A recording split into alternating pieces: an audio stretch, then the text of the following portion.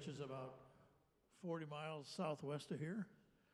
And this is from Oswego High School. And what it says in the program, I think, is kind of interesting. It says, this year they return with Jazz Ensemble 1, the school's premier extracurricular jazz band. No pressure, you guys. It's no big deal. They get together twice a week after school, right? I can think of worse things to do after school than play jazz. You know, that's all right. The director is Kevin Schoenbach. Please welcome Oswego High School.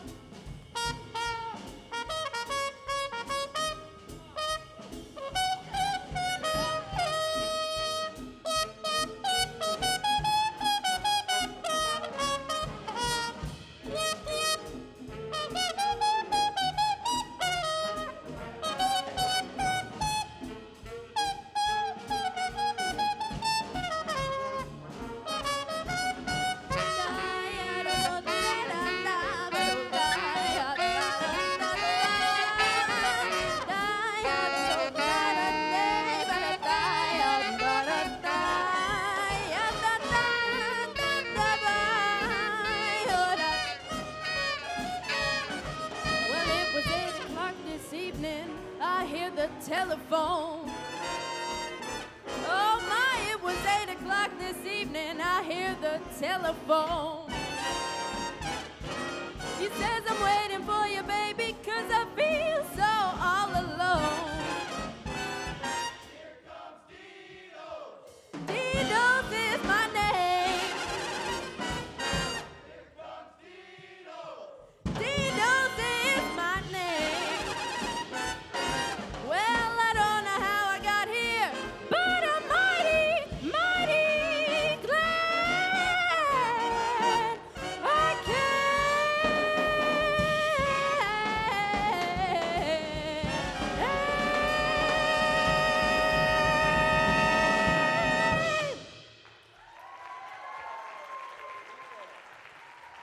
Miss Jessica Postenbach.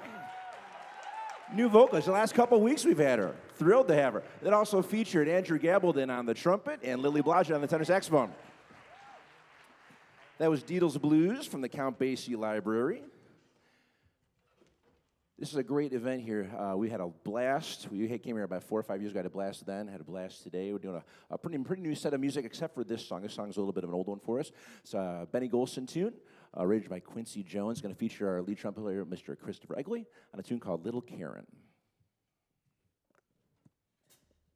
Oh yeah, and Charlie on the bass.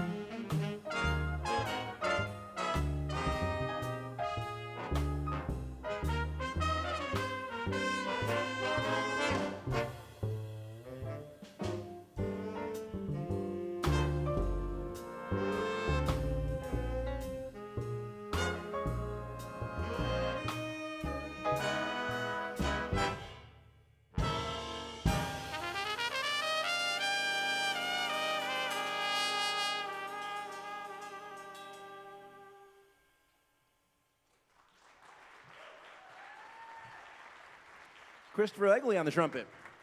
Charlie Snyder on the bass.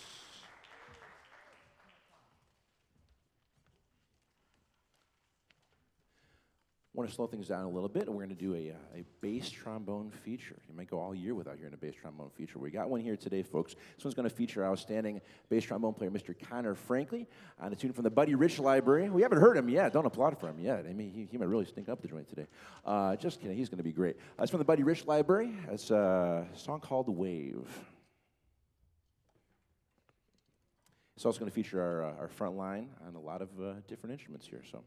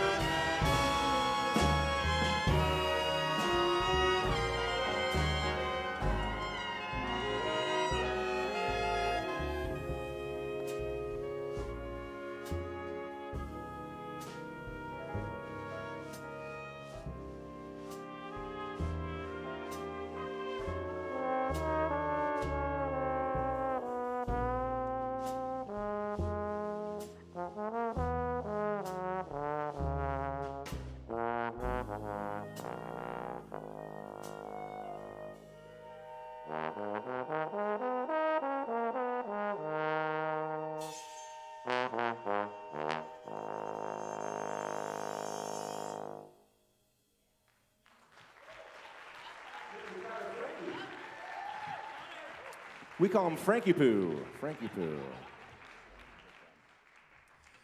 We got one more song for you. I want to compliment these kids. We had another jazz festival on Saturday and no rehearsal in between. We did a completely different set of music on Saturday than we're doing tonight, so the kids have been working their butts off. We're going to do one final tune for you. It's from a great jazz band from yesteryear called Radiohead. Radiohead. And this song, okay, nobody got that. Okay, nobody. Anyway, this song is called Body Snatchers, and it's going to feature our rhythm section, particularly Liam on the drums, Owen on the vibes, and Lily on the piano. A lot of cool stuff out front, but mainly it's going to feature Mr. Josh Tiffany, and not on the saxophone, though he's a great saxophone player. He's going to be playing the iwi, the electric wind instrument, on this one. So hope you enjoy our last song. It's called Body Snatchers.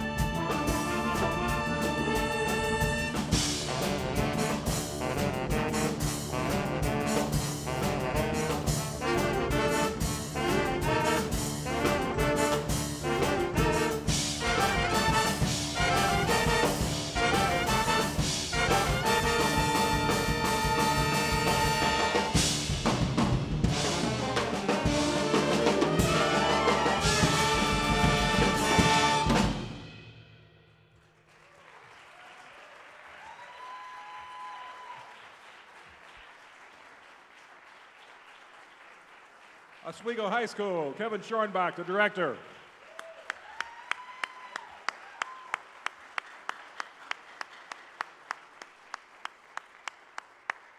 All right, we'd like to now invite Dennis and Tamir and Terrell up to the stage to make some comments to these wonderful musicians.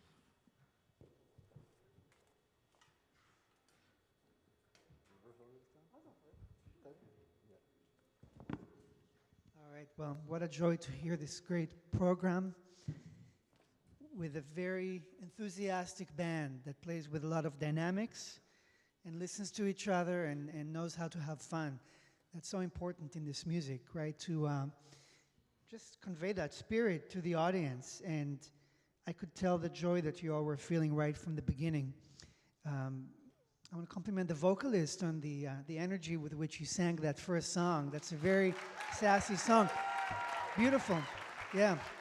It made me think about a song that I was working with a few students of mine on recently called Sassy's Blues that Sarah Vaughan sang. It's a blues with no words. And one of the things that I loved about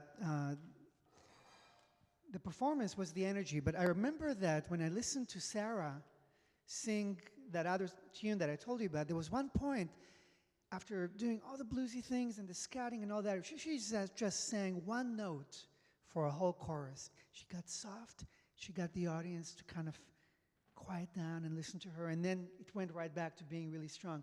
And I think that's something that, as a whole group, would take it to the next level in general. I thought about that a little bit in your solo. You know, you're working so hard, and then you just do one or two little notes or something, bring it down. But I also thought about the middle of your program, Wave, and that wonderful Benny Golson tune that I hadn't heard before, with the great Quincy Jones arrangement. And I thought, you know, those two songs could probably use some more dynamic shading, where the entrance comes in a little bit softer, and then that brings it where it has somewhere to go. And you all had a wonderful climax on Wave, on that last A section. But there were a couple places I thought, you know, maybe if you start the bridge a little softer and keep it down until maybe a couple bars before the end, and suddenly, you know, you get there. That could be really nice.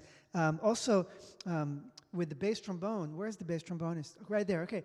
You have such a powerful tone, but then on that second phrase, you're coming up high there on the middle of the second A. Such a beautiful contrast, right? And I thought maybe in the beginning of when you're playing, that could be soft too, a little bit. I mean, you could crescendo into it, right? So kind of ease us into it. Also, I think it was maybe the bridge, some saxophones, and then the trumpets are doing some counter lines. Maybe the trumpets could be a little bit softer to let the main melody, the kind of balancing, right, between instrument sections. I love that last tune. What a great stylistic contrast too, and great drive from the rhythm section. One suggestion, tell me your name? Liam, yeah, great. I think that I had two thoughts. One was during that breakdown where it gets real soft suddenly, the rhythm section is nice and tight rhythmically, and then the saxes come in, right? And you have these syncopated figures. It would be great to work on that a little bit and really kind of line them up pocket-wise with the drums so they really lock. And then when the trumpets come in, it'll just kind of build really nicely. And then coming out of it on the last head, maybe hold back a little bit. It feels like the tempo's not quite getting away, but it's kind of on the edge, where you can kind of hold it down a little bit and just kind of let it sit there, you know? That would be really nice. I wanted to compliment also the rest of the rhythm section. Great energy in the bass. A lot of joy coming from you, a lot of groove, you know, and your very clear ideas on the vibes, and wonderful voicings on the piano. I think on that first blues, you can probably experience more variety with the voicings. There was one moment where you were playing some C7 voicings, like a sort of you know, the basic chord 1, 3, 5, 7, and you could try different things, because if the left hand is playing the basic chords, then the right hand can do some other things. I'll demonstrate really quickly, and then we'll let the other panelists come demonstrate. So, for example, if you're going like that gives you more basic, right? But if you have something like this, or even without the root, like that, and then you take maybe 3 notes, or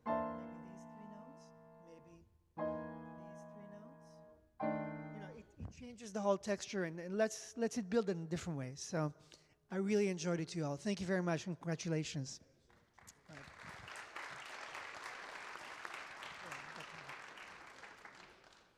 you. A couple of things I want to say very quickly because we only have about 10 more minutes. First of all, Deedle's Blues. I know this song because I was the one who recorded it. I'm the drummer on the record.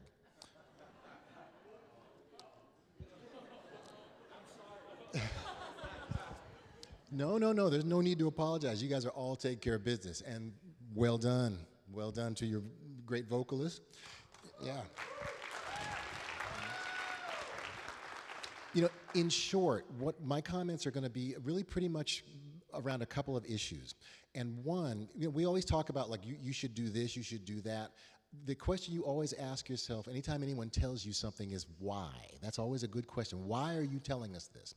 So here's what I want to tell you about. I want to talk to you about. In general, what I'm hearing when you all play, everyone's doing the right thing.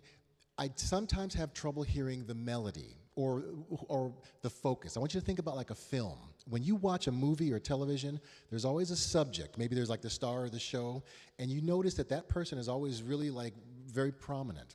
Sometimes, whether I was listening to you sing the lyrics, or I believe it was sometimes during the saxophone solos, it's actually even the out choruses when all the horns are playing. It's kind of hard to hear who's on top. That comes from a couple reasons. One, because sometimes even whoever's playing the lead part, sometimes the inner parts are a little bit louder underneath them. You, ladies and gentlemen, have a specific handicap because your section is bigger than most sections, okay? So sometimes it may seem like you're overdriving your lead players. Whoever's got the melody, do you feel like sometimes you gotta really kind of play really, really loud because he's smiling because his mama raised him right. He's not gonna say, God, yes, you're too damn loud. No, he's gonna say, he's not saying anything. Sometimes what's going on is that it's difficult to hear him because you people are playing a little bit, you're doing the right thing. The enthusiasm is there. Come down a little bit. Now here's the thing. So why do you want to come down? You want to come down, number one, so we can always, that's the foundation of a great song is the melody. If it's a song, you need to hear the words. Sometimes it was difficult to hear what you were saying, not because you weren't saying them, but because there was so much going on. Everything that you're doing is fine, okay? But always remember, well, when they tell us to play softer, why? It's so that we can hear what's going on over here. Sometimes there was, in the Radiohead tune, there was like a rhythmic figure that you were playing. Great balance, I think, between you two, harmonically. But it was hard to kind of hear what's the top of the note. Every time you play a chord, you should always be able to hear at least what the melody note, what the top of the chord is. Your lead players are killing it. You guys sound great. At the same time, just like with this lead player, do you feel like you're working harder than you need to sometimes, whether it's rhythmically? Terrell said something so important to the previous band, where rhythmically, you know, you should be the one who kind of puts the time where you want it to be. But we only have power if we have people who listen to us. I can tell you all the most important things in the world, but if you're not paying attention to me, it means nothing. And all of you lead players, you are the ones who are going to be responsible for not only just the melody, but also where you put the time, how you phrase. Do you want to scoop into a note? Do you want to have vibrato? Do you want to lay back? That's all under your control. But it means nothing if within a section you're not hearing it. Okay. Rhythm section in general, you guys are doing great. I'll finish with one thing. Rhythmically, make sure whatever rhythmic figures you play, you're clear with them. Because a couple of places it felt like we weren't really sure what was going on, or maybe we're rushing a little bit here or doing that. The Bible says, unto whom much is given, much is required, okay?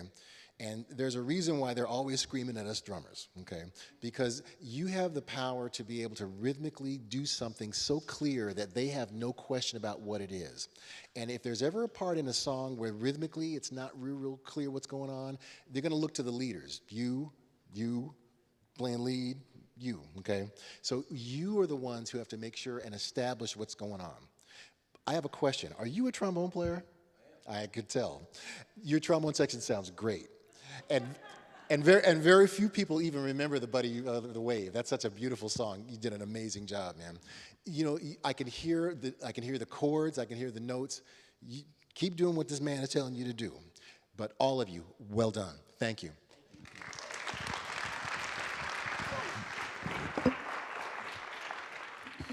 There's not much to say. Thank you, guys.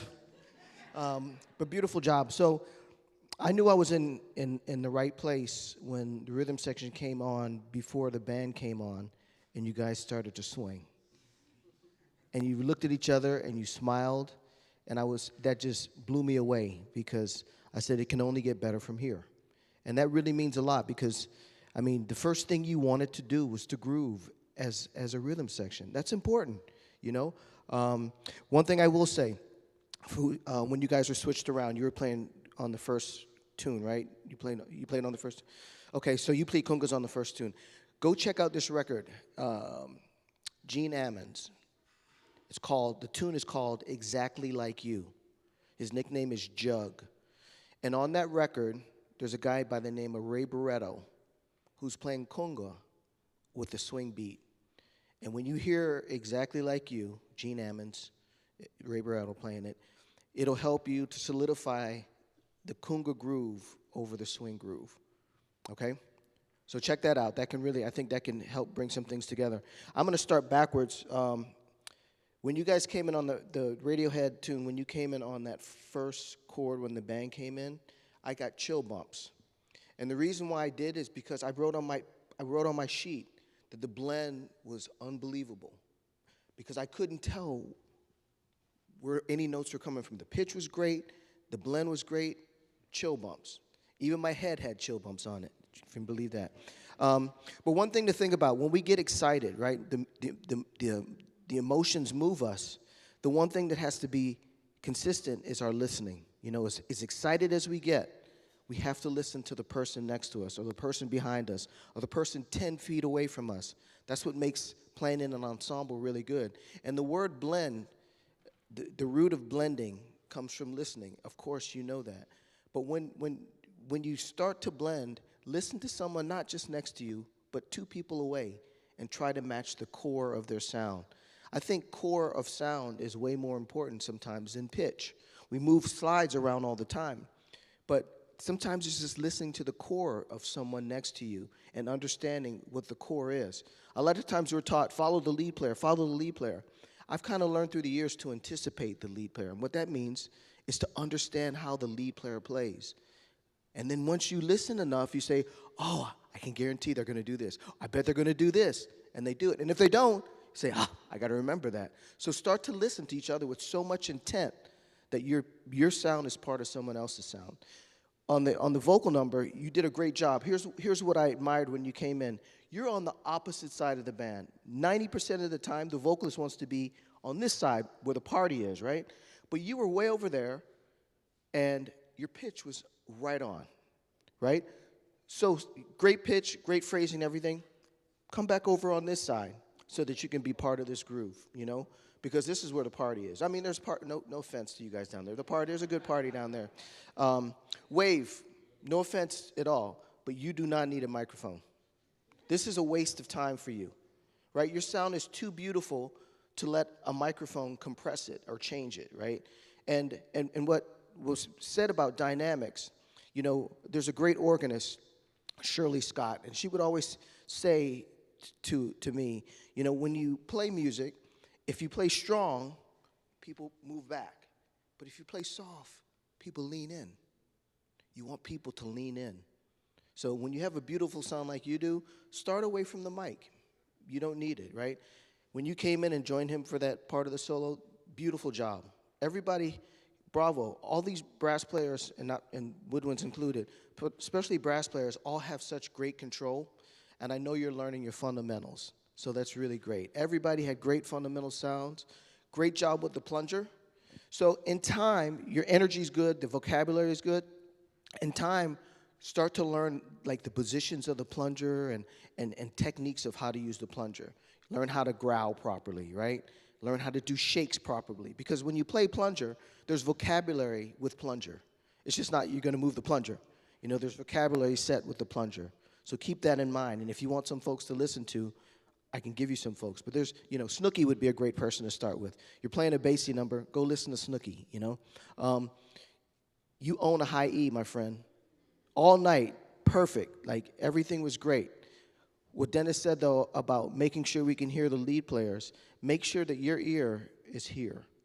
Because not only are you responsible for phrasing, but you're responsible for helping with time.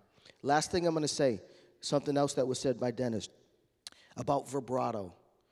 To me, if I listen to a band that has a really mature sound and I'm trying to figure out what's missing, most times it's vibrato. So as lead players, go listen, you know, to Johnny Hodges. You know, go listen to Snooki Young. You know, everybody go listen and think about the trombones all have vibrato. Very, very nice vibrato for all the trombone players. So make sure you guys do what they do. All right? And their vibrato is very visual. Trombone's a great instrument for plunger, to learn how to play the plunger, watch trombones, and for working on vibrato. Have the trombone player go dee. It's perfect, and then emulate that. So use the folks in the band to strengthen. Cool? Thank you so much.